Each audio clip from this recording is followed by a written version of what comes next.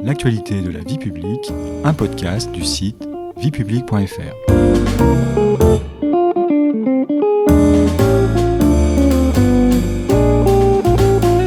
Bonjour à tous, bonjour Stéphanie. Bonjour Patrice. Au sommaire de ce 5e épisode de notre série consacrée aux élections municipales, les communes nouvelles.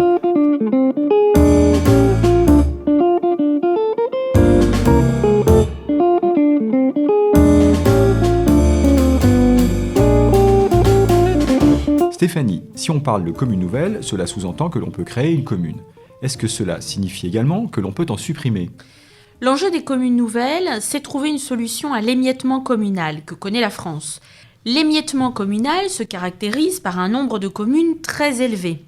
Je rappelle que longtemps, notre pays a compté 36 000 communes et qu'il en compte encore aujourd'hui environ 35 000. Et comme nous l'avons vu dans notre épisode précédent, l'épisode 4, le nombre élevé de petites communes, voire très petites, disposant de ce fait de peu de moyens, a conduit les pouvoirs publics à chercher une solution permettant de réduire cet émiettement territorial. Une des solutions, c'est le regroupement ou la fusion de communes. Le fait de regrouper des communes aboutit mécaniquement à en faire disparaître. Pour bien comprendre, prenons un exemple. En 2019, dans le département de la Somme, la commune de Honbleu, 1142 habitants, située entre Compiègne et Amiens, et la commune de Grécourt, 20 habitants, située à proximité, ont fusionné dans la commune nouvelle de Honbleu. La commune de Grécourt a donc été supprimée. Et la commune nouvelle a conservé le nom de la commune la plus grande des deux communes fusionnées. Parfois, vous verrez qu'une commune nouvelle peut conserver les noms des deux communes fusionnées, quand elles ne sont que deux. Leurs noms sont séparés par un trait d'union. On voit bien dans ce cas précis que le regroupement de Grécourt avec Honbleu va permettre, surtout à la plus petite commune qui était Grécourt, de bénéficier de davantage de moyens financiers et humains grâce à la création de la commune nouvelle. Et quel est le cadre légal qui permet de créer des communes nouvelles ? C'est la loi du 16 décembre 2010, dont on a beaucoup parlé depuis le début de cette série de podcasts, la loi de réforme des collectivités locales qui a favorisé la création de ce qu'on appelle les communes nouvelles.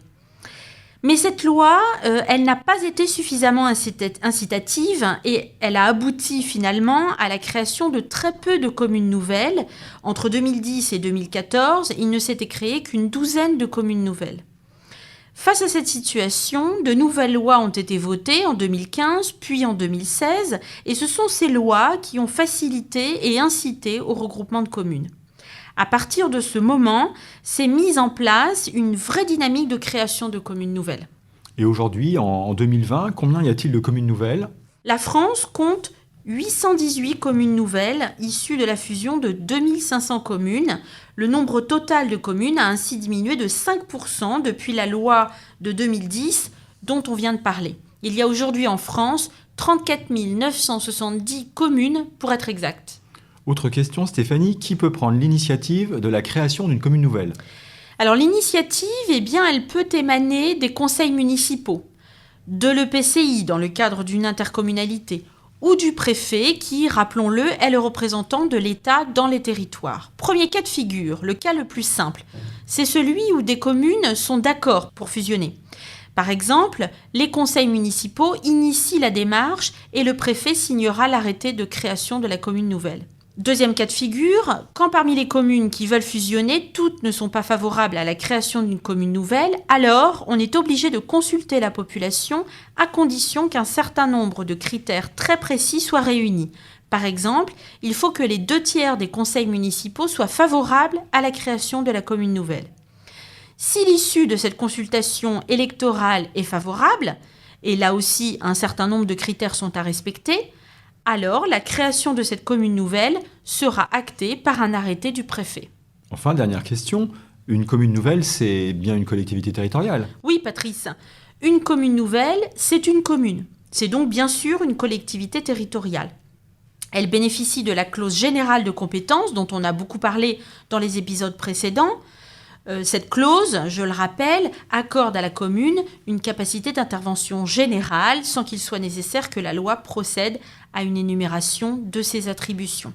La commune nouvelle perçoit des impôts directement et reçoit des dotations budgétaires de l'État par exemple.